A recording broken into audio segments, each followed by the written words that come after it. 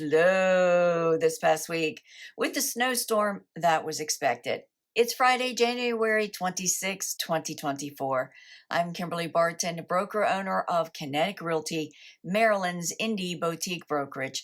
This is the Maryland Eastern Shore Report.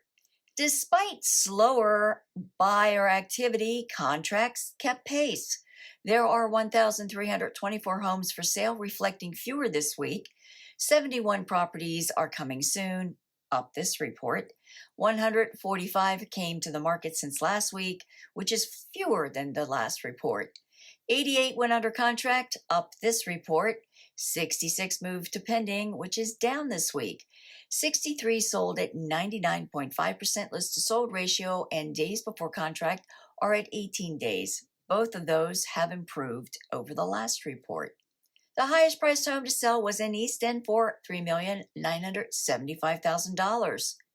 There are 122 rentals available for lease on the shore at $2,100 per month. And that's a wrap for this week's Maryland Eastern Shore Report for Friday, January 26, 2024. Thanks so much for tuning in. Enjoy your weekend. Stay safe. I'll see you next week. Take care.